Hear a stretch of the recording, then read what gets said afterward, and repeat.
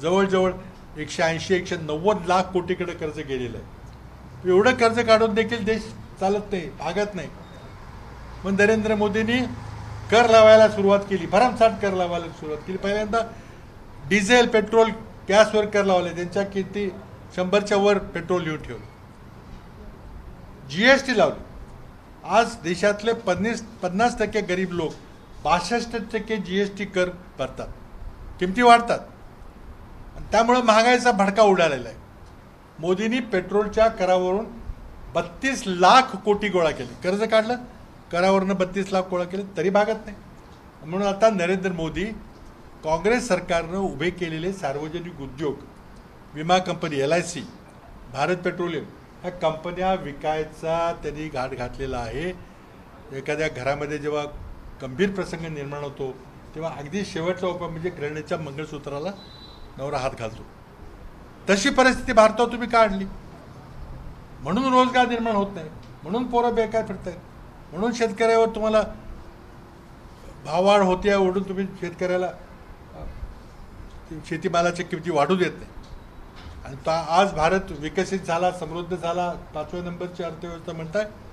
पण माझा स्पष्ट आरोप आहे की मोदींच्या 10 वर्षाच्या काळामध्ये मनमोहन सिंग सरकारच्या गतीनं अर्थव्यवस्थेचा वेग वाढला असता तर आज भारताची अर्थव्यवस्था 5व्या नाही तर 3ऱ्या क्रमांकाची असते. मोदींच्या नाकर्तेपणामुळे हे झालेलं आहे. शेतकरी अडचणीत आहे. मोदी जाणून बुजून शेतकऱ्याच्या मालाच्या किमती पाडते. पण महागाई वाढायला लागली तर मग आपल्यावर बोल येतील म्हणून, पण शेतकरी त्यात मरतो. आणि फार त्यामध्ये अर्थशास्त्रज्ञ पाहिजे असं काही नाही. आपल्या महाराष्ट्रामध्ये काही भागामध्ये कांदा उत्पादक शेतकरी आहेत. तो बिचारा 40 रुपये दर झाल्यावर आनंदी झाला. माझ्या रानात 2 एकर रान असेल, 1 एकर रान असेल, इतका कांदा यावर्षी येईल, 40 रुपये मला एवढे लाख, इतके लाख रुपये होतील, मग त्याचं असं करेन तसं करेन. मोदीने एकदम निर्यात बंदी केल्यावर एका दिवसात कांद्याच्या किमती 40वरून 6 रुपयावर आल्या. आता शेतकरी आढळले असतात, त्याला एवढं गणित कळतं की आपले किती नुकसान झाले. त्या शेतकऱ्याला काय मोदी सांगणार, अच्छे दिन आलेत. आणि त्यामुळं महागाईमुळं, करामुळं मोदींच्या देशातल्या गरीब लोकांची कंबर मोडलेली आहे. म्हणून गरीब लोकांना उपासमारीतून वाचवण्याकरता नरेंद्र मोदींना 80 कोटी लोकांना महिन्याला 5 किलो अन्नधान्य फुकट द्यावं लागते. समृद्धीचं लक्षण नाही आहे. आणि त्यातून मग जी काही हुकुमशाही चाललेली आहे त्याला सर्वात चौथं मोठं कारण आहे की देशातला भ्रष्टाचार. भ्रष्टाचार 2 प्रकारचा.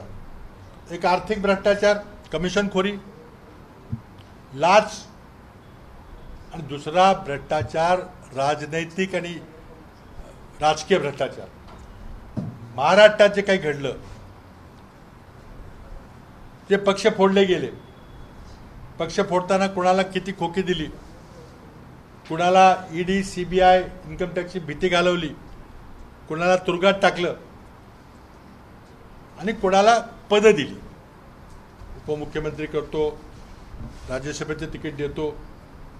म्हणजे हा साम दाम दंड भेदचा भ्रष्टाचार हा नैतिक भ्रष्टाचार आहे. आज मोदी म्हणतात की मी रस्ते बांधले, पूल बांधले, पण निवडणूक रोख्याचे जे प्रकरण सुप्रीम कोर्टानं बाहेर काढलं त्यामध्ये मोदींनी कॅशलेस इकॉनॉमी तर आणली नाही, पण कॅशलेस भ्रष्टाचार आणला. निवडणूक रोख्यातून, आधी रोख्यातून पैसे द्या आणि लगेच कॉन्ट्रॅक्ट घ्या. किंवा एखाद्याला EDची छाप टाकायची, सांगायचं बघ हे EDची टाकले, तुला थांबवायचं तर रोखे दे. आणि रोख्याचे सगळे आकडे आलेले आहेत. मोदी रोजगार देऊ शकत नाहीत, तर पोरांना काय सांगतायत, जुगार खेळा. जुगारावरची बंदी उठवली. मला महाराष्ट्रातल्या आणि सोलापूरच्या पालकांना विचारायचं आहे की तुमच्या मुलांना मोदी रोजगार देऊ शकत नाहीत, अर्थव्यवस्थेमध्ये नवीन कारखानदारी होत नाही, असलेले कारखाने बंद पडत आहेत, आणि मोदी सांगतात जुगार खेळा. जाहिराती येतात टेलिव्हिजनवर, पुन्हा खाली येतात, नाही नाही जुगार जरा सांभाळून खेळण्यात तर व्यसन लागेल. हे काय चाललेलं आहे. आणि त्यानंतर जी हुकुमशाही झाली. काल मी सुरतला गेलो होतो. सुरतला तिथल्या आमच्या काँग्रेसच्या उमेदवाराला कशा प्रकारे मॅनेज केलं आमच्या त्याच्यातून गाठ नाही. आणि त्यामुळे त्यांनी 2-3 लोकांनी अर्ज भरले, त्याचे नातेवाईक होते, डमी भरला, त्यांनी नातेवाईक भरले. आणि स्क्रुटिनीच्या दिवशी ज्यांनी अर्ज भरला ते म्हणतात आमच्या सह्यात नाहीत, आम्ही सह्याच केल्या नाही, आमच्या खोट्या सह्यात. कलेक्टर म्हटला तुझी सही आहे का? तो म्हटलं माझी सही नाही, खोटी सही. अफिडेविट दिलं लेखी, आमच्या बोगस सह्यात, आम्ही सह्या केलेल्या नाहीत. आता उमेदवारी अर्जावर प्रस्तावकाने सहीच केली नसली तर मग अर्जाचं काय करायचं? रद्द झाले अर्ज. काँग्रेस पक्षाचे दोन्ही अधिकृत अर्ज रद्द झाले. 8 अपक्षांनी अर्ज भरले होते. एका दिवसात 4 तासात 8 अपक्षांचे अर्ज मागे घेतले. इथं चर्चा आहे, मी सुरतला होतो, चर्चा आहे की काय दडपण आणलं, काय पैशाचा व्यवहार झाला. म्हणजे आपण निवडून आलेली सरकार पाडायचा प्रयोग बघितला, मोदीशांचा प्रयोग, ऑपरेशन कमळ. आता निवडणुकीच्या आधीच देशाच्या लोकशाहीला धोका आहे, देशाच्या संविधानाला धोका आहे. म्हणजे या निवडणुकीचा 5वा महत्त्वाचा मुद्दा, या देशात लोकशाही राखायची की नाही, या देशात संविधान राखायचं की नाही. ज्या संविधानामुळं बहुजनांना, शोषित, वंचित, दलित यांना प्रचंड मोठा फायदा झाला, कुठंतरी त्यांना चांगले दिवस दिसायला लागलेत गेल्या 50 वर्षभऱ्या 75 वर्षामध्ये. ते संविधान बदलून टाकून तुम्ही समाजामध्ये द्वेष पसरवायचा प्रयत्न करताय.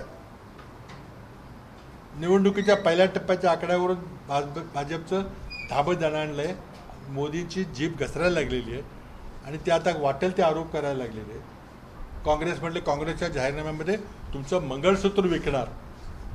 माझ्याकडे काँग्रेसचा जाहीरनामा पडलेला आहे, आपण सगळ्यांनी बघा की मंगळसूत्र विकणार आम्ही कुठे लिहिले.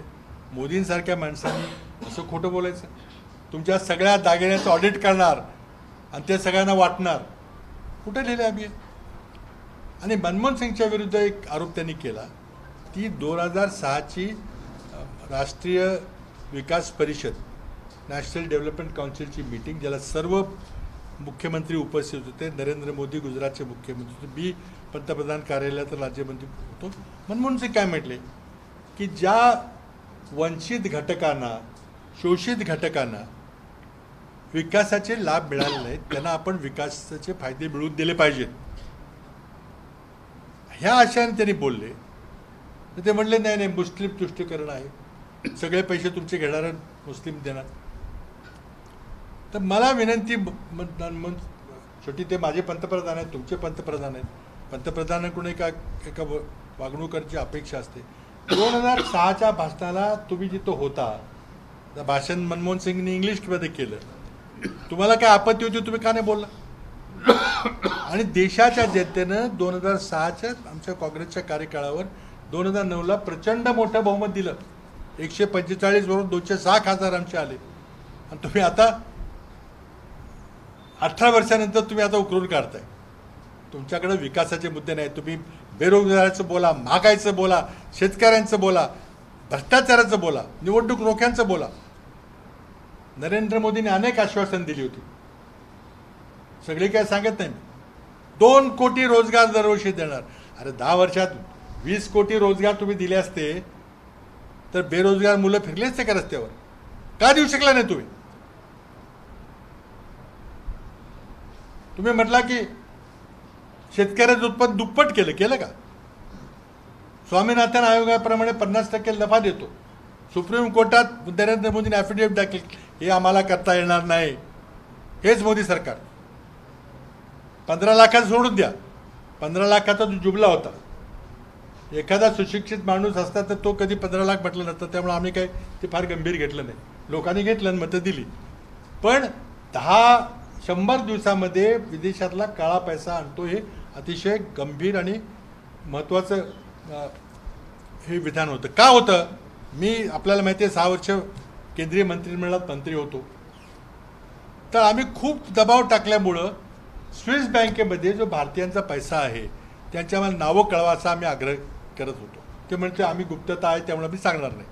शेवटी 2015ला स्वित्झर्लंडमधल्या HSBC बँकेनं भारताला 266 भारतीय नागरिकांची खात्यासकट त्यांनी खाते उघडलेल्या फॉर्मवर त्यांच्या सह्या सकट आत्ता त्यांच्याकडे किती बॅलन्स आहे त्याचे सगळे कागदपत्र दिलेत हे मला माहिती आहे. मोदींनी सांगितलं आणि त्याच्या आधारावर मोदी बोलले की 100 दिवसात पैसा आणतो. त्यानंतर तुमच्यासारखे आंतरराष्ट्रीय पत्रकार, शोध पत्रकार, international union of investigative journalist, ही आंतरराष्ट्रीय संघटना तुमची आहे, पत्रकारांची आहे. त्यांनी पनामामधला कम्प्युटर हॅक केला आणि 1,34,00,000 कागदपत्र मिळवले आणि प्रत्येक देशाला त्यांनी पाठवले. तुमच्या देशातले कोण आहेत का बघा. याला पनामा पेपर्स म्हणतात. पनामा पेपर्स 2015ला मिळाले. त्यानंतर 2016ला अशाच प्रकारे याच IUIJच्या संघटनेनं, पत्रकारांच्या संघटनेनं आणखीन एक बँक फोडली. कारण इथं कर चुकवे काही देश आहेत की जे कर बुडव्यांना ते आश्रय देतात आणि तिथं पैसा तिथं ठेवला जातो. तर तिथं पॅराडाईज पेपर्स म्हणून 1,20,00,000 कागदपत्र भारत सरकारला मिळाले, मोदी सरकारला मिळाले. नावासकट, सह्यासकट जी काही नावं पुढे आलेली आहेत त्यामध्ये काही फिल्मी स्टार आहेत. एक भारताचा राज्यमंत्री होता त्याला काढून टाकलं मोदींनी. विजय मल्ल्या होता. ही सगळी नावं तुमच्याकडे आहेत. 2021ला पॅराडाईज पेपर म्हणून तिसऱ्या कागदांचा संच आला. तुम्ही काय केलं त्याच्याबद्दल? 100 दिवसात पैसे आणणार होता, हे का नाही पैसे आणणार? तुमच्याकडे नाव आहेत, बँक उघडल्याचे, खातं उघडल्याचे सह्या आहेत तुमच्याकडे, खात्यात किती पैसे आहेत ते आकडे आहे तुमच्याकडे. का मागवत नाही तुम्ही? त्या त्यांना बेड्या ठोकत नाहीत, काही भारतात राहतात. तर आमचा स्पष्ट आरोप आहे की जिथं ED CBIची माणसं जाणार, कागद दाखवणार की बघा साहेब तुमचं सहीचं कागद, तुम्ही ज्या बँकेत पैसे खातं उघडले इतके पैसे आहेत, बोला आता पुढं काय करायचं, झाली सेटलमेंट. मोदींनी ह्या सगळ्या काळा पैसा असणाऱ्यांची सेटलमेंट केलेली आहे. म्हणून 100 दिवसामध्ये काळा पैसा येणार होता. 10 वर्षात त्याचं काही बोलायला तयार नाहीत कोणी. इतका प्रचंड मोठा भ्रष्टाचार चाललेला आहे.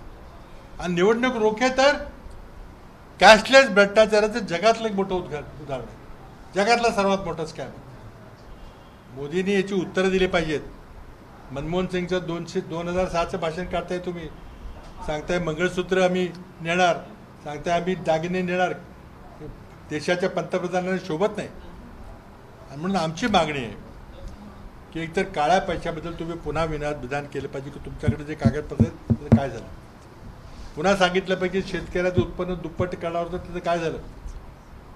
आम्हाला सांगितलं पाहिजे रोजगार काय येत नाहीत, महाराष्ट्रात येत नाहीत कारण राजकीय परिस्थिती अस्थिरतेची आहे. म्हणून महाराष्ट्राची सुशिक्षित युवा बेरोजगार. अरे वडिलांना जमीन घाण ठेवली, आईनं दागिने विकले आणि त्या पोराला इंजिनिअरिंग केलं आणि आज पोरगा नोकरी नाही म्हणून पिझ्झा डिलिव्हरी करतोय. किती शर्मनाक गोष्ट आहे. तुम्ही सांगताय 5वी अर्थव्यवस्था झाली. 5वी अर्थव्यवस्था या देशातल्या श्रमिकांनी, कामगारांनी, शेतकऱ्यांनी कष्ट करून 5वी अर्थव्यवस्था केलेली आहे. पण मी आपल्याला सांगितलं नरेंद्र मोदींच्या नाकर्तेपणामुळं, नाहीतर आमची तिसरी झाली असते. आणि शेवटचा मुद्दा सांगतो की भारत 2047 साली एक समृद्ध राष्ट्र, विकसित डेव्हलप नेशन होईल. आम्हाला कोणाला वाटत आहे? तुम्हाला वाटत नाही, आम्हाला वाटत नाही. आम्हाला वाटतं की वा भारत एक समृद्ध देश. पण तुम्ही व्याख्या सांगा ना, काय समृद्ध देश म्हणजे काय? तुम्ही काय खोटं बोलताय? आज भारताच्या विकास दरामुळे जो 6-6.5% विकास दर आहे, त्यामुळं समृद्ध देशाची जी आंतरराष्ट्रीय व्याख्या आहे जागतिक बँकेची, ती एकूण अर्थव्यवस्थेच्या आकारावर नसते. कारण आज आपला देश मोठा झाला आहे, देशातला नागरिक हा श्रीमंत झालेला नाही. आणि त्यामुळं आपण दरडोई उत्पन्न काढतो. आज आपल्या देशाचं दरडोई उत्पन्न हे $2850 आहे प्रति व्यक्ती प्रतिवर्ष. आणि त्या दरडोई उत्पन्नावर तुमचा स्तर ठरतो. तर तुम्हाला जर समृद्ध राष्ट्र व्हायचं असेल तर आपलं दरडोई उत्पन्न $13,500 केलं पाहिजे. आज अमेरिकेचं दरडोई उत्पन्न $83,000 आहे, सिंगापूरचं $93,000 आहे. आपलं उत्पन्न 2850 आहे. तर मोदी भारताचं दरडोई उत्पन्न 2850 होऊन 13,500 कधी जाणार? 6.5% दरानं 2047 पर्यंत होणार नाही. त्याला आपला विकास जर 9-10% झाला तर होईल. 9-10% हा नरेंद्र मोदींच्या नेतृत्वाखाली होणार नाही. म्हणून देशाच्या जनतेला सोलापूरच्या मतदारांना आपल्या सन्मान्य लेखणीतून आणि आपल्या टेलिव्हिजन कॅमेऱ्यातून आम्ही अपील करू इच्छितो की आज बेरोजगार युवकाकरता, आज आत्महत्या करणाऱ्या शेतकऱ्याकरता, आज महागाईनं कंबरटं मोडलेल्या गृहिणीकरता, आज आपल्या देशाचं भ्रष्टाचारमुक्त राज्य करण्याकरता आणि सर्वात महत्त्वाचा विषय म्हणजे या देशातला संविधान, राज्यघटना, कॉन्स्टिट्यूशन, आईन वाचवण्याकरता आज मोदी सरकारचा, भाजप सरकारचा पराभव करा आपलं विनंती करतो. आपले काही प्रश्न असतील तर मी घेईन. संविधान वाचवण्यासाठी काँग्रेसनं मतदान करा, पण अमित शहा म्हणतायत की बाबासाहेब आंबेडकर हयात असताना काँग्रेसनी 2 मतदारसंघामध्ये त्यांना पाडलं. मसुदा समितीमध्ये त्यांच्या मर्जीच्या विरोधात कायदे करण्यास भाग पाडले. म्हणजे मानसिक त्रास देण्यामध्ये आज तीच काँग्रेस संविधान वाचवण्याची भाषा करते. हे पहा, देशाला स्वातंत्र्य देण्यामध्ये काँग्रेसची काही भूमिका होती त्याचा पुनरुल्लेख करायची काही गरज नाही आहे. देशाला स्वातंत्र्य मिळालं आणि हजारो वर्षाच्या वर्णव्यवस्थेवर आधारित समाजव्यवस्थेपासून देशाला बाहेर काढलं तरच देशाचा विकास होईल, तरच देशात पारतंत्र्यात जाणार नाही. म्हणून त्याच काँग्रेसच्या नेत्यांनी, गांधीजी असतील, सरदार पटेल असतील, मौलाना आझाद असतील, या लोकांनी एक भारताला स्वतंत्र संविधान पाहिजे असा निर्णय घेतला. संविधान सभा आपण निवडून आणली. आता राजकीय पक्षामध्ये जेव्हा निवडणूक होते तर समोर कोण उमेदवार आपण बघत नाही. आपला उमेदवार आला पाहिजे, समोरचा उमेदवार पराभूत झाला पाहिजे. निवडणूक झाली, डॉक्टर आंबेडकरांचा पराभव झाला, पण त्यामुळं घटना समितीमध्ये ते येऊ शकले नाही. पण काँग्रेसने डॉक्टर बाबासाहेब आंबेडकर घटना समितीत असले पाहिजेत म्हणून एका आपल्या काँग्रेसच्या सदस्याचा राजीनामा देऊन तिथून पोटनिवडणुकीतून डॉक्टर बाबासाहेब आंबेडकरांना आणलं. संविधान समितीचा, मसुदे समितीचा अध्यक्षपद डॉक्टर बाबासाहेब आंबेडकरांना भाजपवाल्यांनी दिलं, कोणी दिलं? आणि म्हणून संविधान तयार करताना खूप कायदेतज्ञ होते, पण त्याचं अध्यक्षपद एक सुशिक्षित दलित समाजाच्या नेत्याला द्यावं म्हणून काँग्रेसने आग्रह केला, महात्मा गांधींनी आग्रह केला आणि म्हणून डॉक्टर बाबासाहेब आंबेडकर एक महान संविधान तयार करू शकले. आज तुमच्या हुकुमशाहीबद्दल मी बोलतोय. तुमची जी हुकुमशाही चालली आहे, मी सुरतचं उदाहरण दिलं. महाराष्ट्रातली सरकारची पाडापाडी चालली, पैशाचा गैरवापर चालला, भ्रष्टाचार तुमचा चाललेला आहे. त्यामुळं तुमचे मित्र रशियाचे पुटिन आणि चीनचे शी जिनपिंग यांच्या सल्ल्यानुसार तुम्ही पुन्हा सत्तेत येऊन पुन्हा पंतप्रधान झाला की पुन्हा संविधान वाचणार नाही. असं म्हणतात की 6 वर्ष स्पष्ट बहुमत आहे आमच्याकडे, कुठलीही आम्ही घटना दुरुस्तीची भाषा केली नाही, केलं नाही आणि करणार पण नाही. 270 काँग्रेसनी 40 वर्षामध्ये लोकशाहीला काळा दिवस म्हणजे आणीबाणी हा देशाला अनुभवला आहे आणि हे आरोप काँग्रेसवर थेट करतायत. त्यामध्ये काहीही चुकीचं नाही आहे. काँग्रेसच्या काळामध्ये आणीबाणी एका विशिष्ट परिस्थितीमध्ये आणली, त्यामध्ये काही अतिरेक झाले, त्याबद्दल काँग्रेसने माफी मागितलेली आहे. आता लोकांच्या समोर प्रश्न असा आहे की घटना दुरुस्तीचं कोणतरी बोललं की झाली. डॉक्टर बाबासाहेब आंबेडकरने घटना करताना ही काही दगडावरची रेष नाही आहे, त्यामध्ये कालानुसार बदल करावे लागतील. पण घटना दुरुस्तीची प्रक्रिया त्यामध्ये मांडली. त्यांना अपेक्षित होतं की घटना दुरुस्ती वेळेप्रमाणे करावी लागेल. आज आरक्षणाची घटना दुरुस्ती केली नाही, थांबा ना, काय नाही, आरोप त्यांनी काय करावा काय करू नये हे त्यांच्या हातात. उत्तर काय द्यायचं मी उत्तर देईन ना. त्यांनी आरोप काय केला मी कसं सांगणार? काळाची गरज होती, 370ला त्यांचा विरोधच होता. असला तरी 370 डॉक्टर बाबासाहेब आंबेडकरांच्या काळामध्ये टाकलेलं तात्पुरतं कलम होतं. तात्पुरता शब्द महत्वाचा आहे. आता कधी संपवायचं त्यामध्ये काश्मीरी लोकांना विश्वासात काय एवढाच मतभेद होता.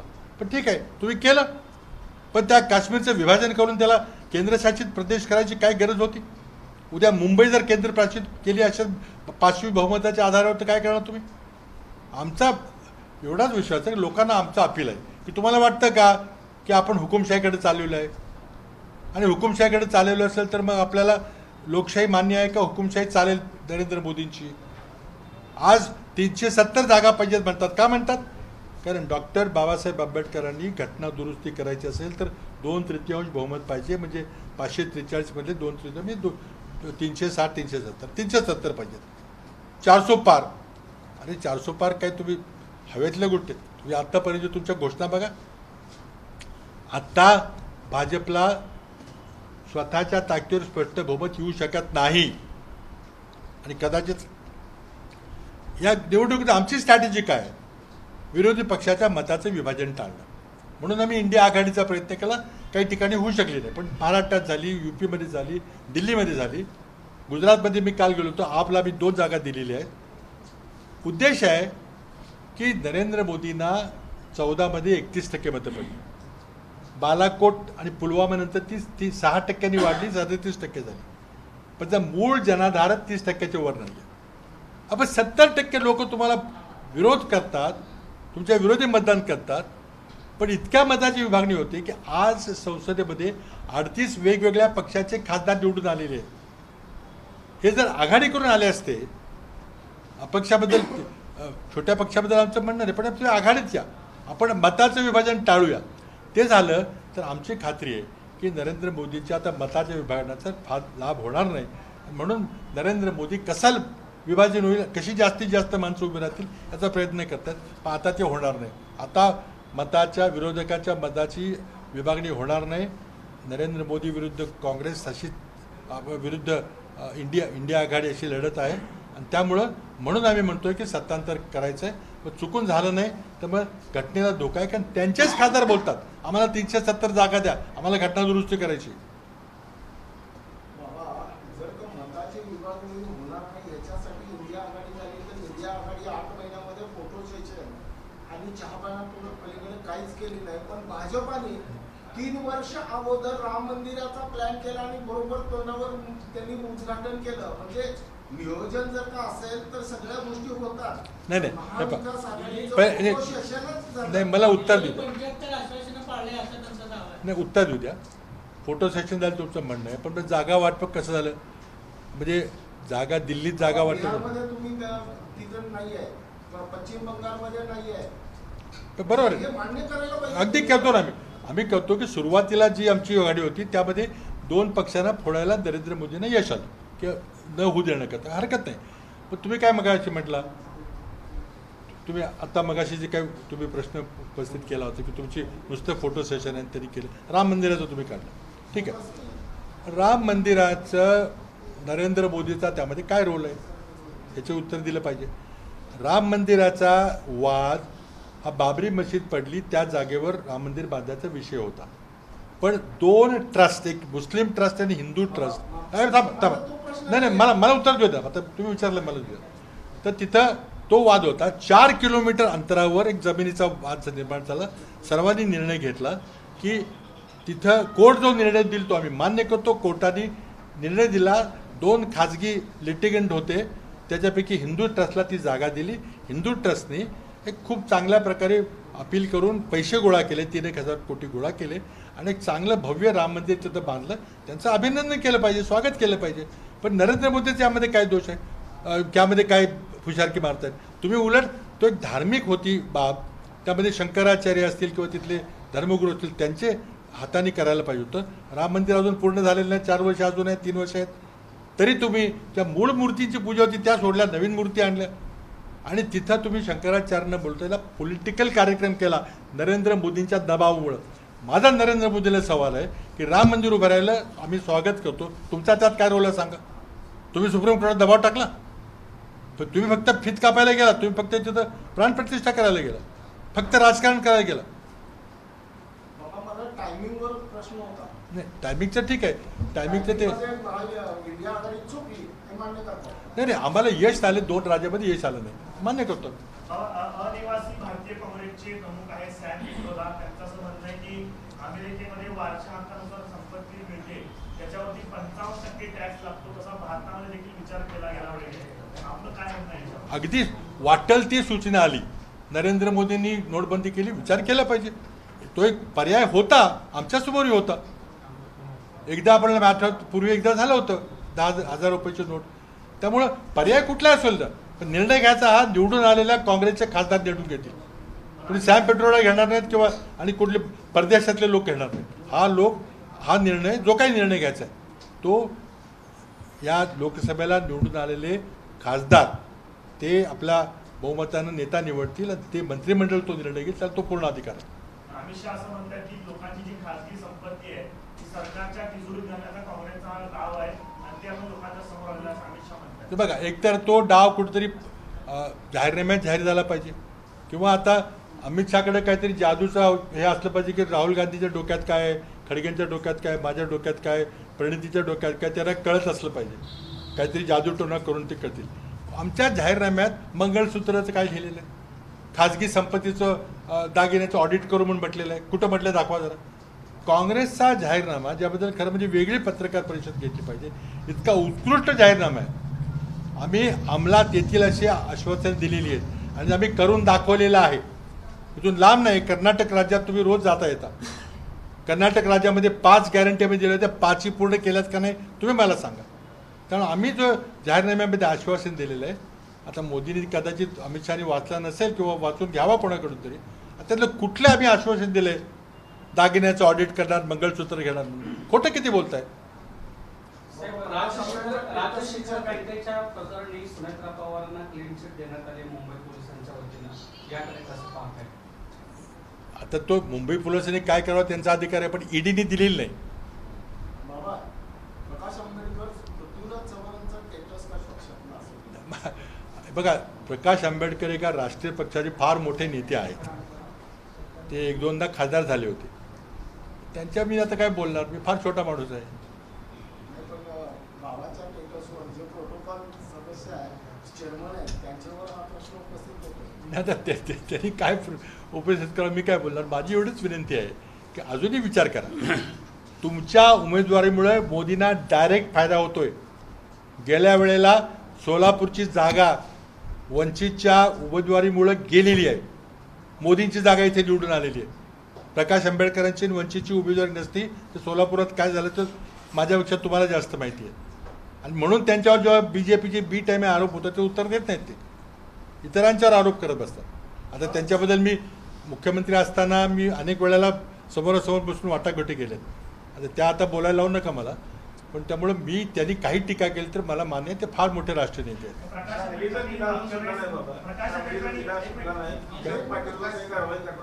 नाही बघा, आता सांगलीला काय झालं तुम्हाला सगळ्यांना माहिती आहे. कारवाई करायचा संपूर्ण अधिकार आमच्या राज्याचे प्रभारी, आमच्या राज्याचे प्रांताध्यक्ष यांच्याकडे असतो. त्यांना कुणाला विचारायची गरज नसते, दिल्लीला वगैरे. सगळं पूर्ण अधिकार नाना पटोले आणि चनिताला यांच्याकडे आहे. उद्या मी, नाना पटोले आणि बाळासाहेब थोरात सांगलीला जाहीर सभा करता चालू होते. प्रकाश आंबेडकरांनी मागच्या वेळेस MIM सोबत आघाडी केली होती. विधानसभेमध्ये त्यांनी जागांची अवास्तव मागणी केली म्हणून युती तुटली. इंडिया आघाडी सोबत चर्चा झाल्या, परत जागांचा विषय पुढे आला, पुन्हा त्यांची चर्चा सगळ्या संपलेल्या आहे. प्रकाश आंबेडकरांचं नेमकं चाललंय काय आणि ते अवास्तव मागण्याकरता कसं वाटतं का? आता हे तुम्ही त्यांना विचारलं पाहिजे, मला तुम्ही कसं विचारणार?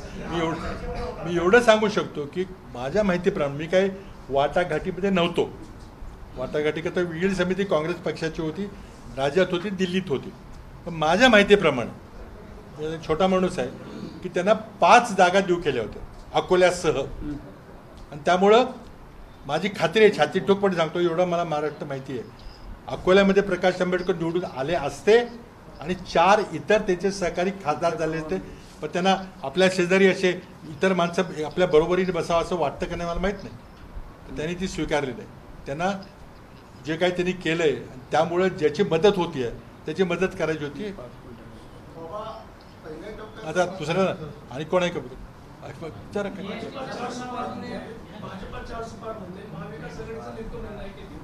काय काय नाही. आता माझ्याकडे कागद आहे, तुम्हाला दाखवला तर मी दाखवेन तुम्हाला की आत्तापर्यंत भाजपनी निवडणुकीच्या तोंडावर काय काय घोषणा केल्या होत्या आणि त्या किती पूर्ण झाल्या. अर्थव्यवस्था जे मोठ्या प्रमाणात ढासळत चालली, जे GDP सांगितलं जातो, जे 5 ट्रिलियन म्हणून सांगितलं जाते, जगामध्ये 5व्या रँकची असलेली अर्थव्यवस्था म्हणून सांगितलं, ते सगळे काय ते फोन सगळे 5व्या क्रमांकाचे आपले आहेत ना. आणि त्याला आमचा अभिमान आहे. ते काय कोणी 10 वर्षात नाही केलेलं कोणी. ते देशातल्या शेतकरी, कामगार, मजूर, युवक, शास्त्रज्ञांनी केलेलं आहे.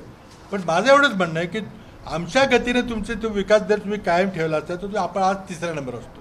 आता तुम्हाला मी 400 पार सांगतो. अरे नाही 400 कुठे काय ते नाही ते आता त्यांचे जुमले त्यांचे आहेत. बघा सरकार सत्तेत येऊ शकत नाही. काय निघाल पाहिजे. एकच फक्त शेवटचं सांगतो की त्यांनी काय काय सांगितलं होतं. 2017 गुजरात विधानसभा 150 लाएंगे आल्या 99, छत्तीसगड 50 आएंगे आल्या 15, मध्य प्रदेश 2018 200 पार आल्या 100, 19 हरियाणा 75 पार 35 आल्या, दिल्लीमध्ये 45 पार आल्या 8, तामिळनाडूमध्ये 118 येणार आल्या 4. किती सांगू तुम्हाला, बंगालमध्ये 200 पार आल्या 77.